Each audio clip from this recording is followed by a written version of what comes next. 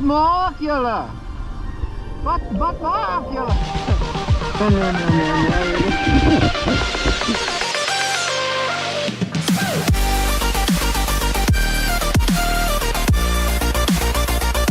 So I'm pretty sure the next morning after waking up, it was the best night's rest any of us had had up until then, even though our main captain snored the entire night. We had some quick early morning repairs we had to take care of, but after fixing something small on the 1200s and me tying down my bar end bolts, we were ready to set out. Early on we entered a small forest just outside of Sabie, and we encountered those exact same clay roads that we'd been riding the previous day, super slick from all of the rain. And we had two choices. We could have either went back to the tar roads and taken a different route, or we could stick to our daily route that was planned pre-hand. But we decided that we would rather go back to the tar and tackle on the infamous 22, which is a specific 22-kilometer piece of road between Sabie and Hazyview. It's full of wonderful twisties, and it turned out to be a lot of fun.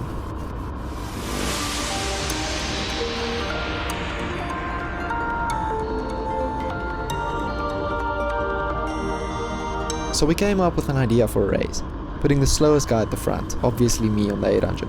And then after only 2 turns, the rest of the bikes would be allowed to go past me. And this was actually a decent amount of fun, because just as you think you've got this leaning thing down and you're actually pretty fast, you see the old guys on the 1200s come past you at flying speeds. It turned out to be a great deal of fun, and I tried my best to keep up, but I guess years of practice and skill tends to pay off. If you're not a big fan of tar roads, I suggest skipping to the next timestamp.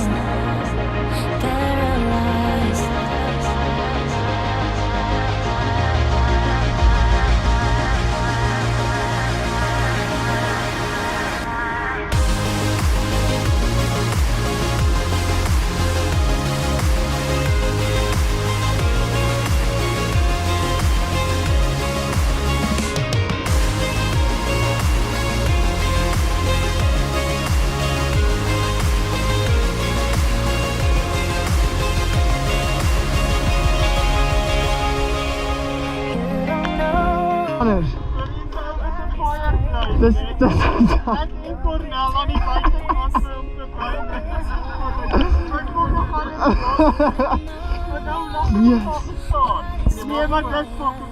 Maar wie weet jy nou? Wie is nou eerste hierdie kant?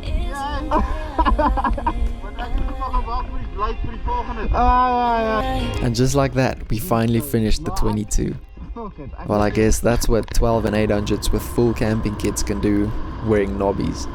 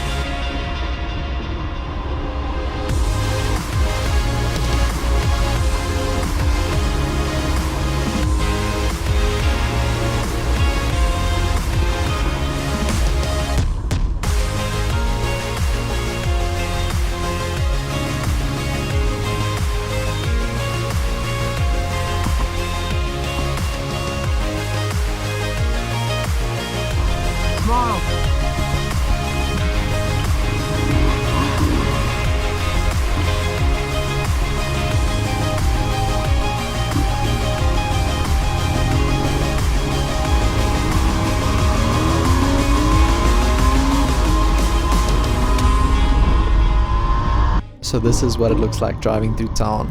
No stop signs, no robots, just everybody honking at each other. And being on a motorcycle, it makes things pretty interesting. Lots of fun.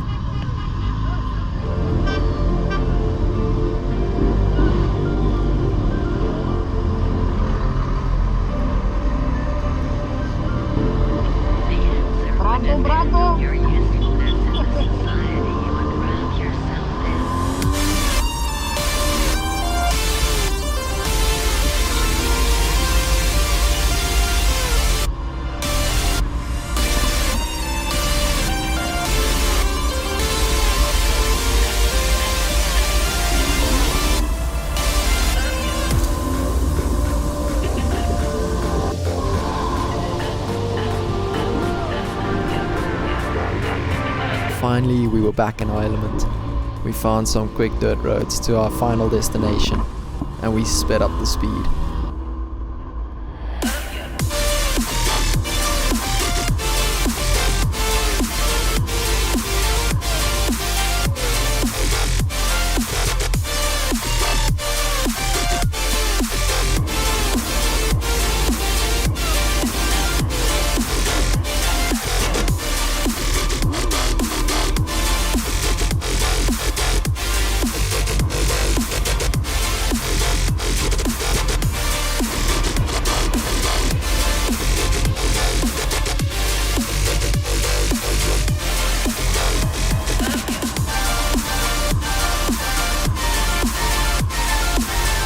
So I think it's about time I told you about our trip's trophy. So about in the beginning of each trip, all of us would chip in and buy something small, something visible. This would be called the trip's trophy. And on this specific trip, it was a little elephant. And so how the trophy system works is, let's say I drop my bike, then the trophy is handed to me by the previous owner. And then as soon as somebody else drops their bike, then the trophy goes to the next person. And this elephant always has to be in view. That's the one rule that the trophy carries. It makes for pretty funny situations.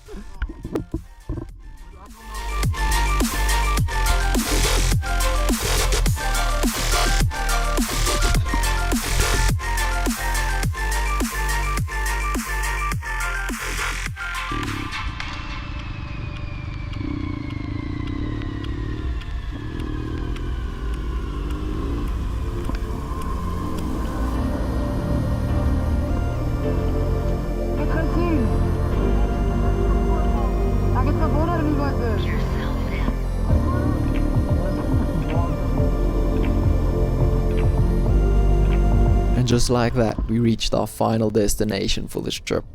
It was sad, but it was over, and we had one more day left, and that would be the day back to our towns.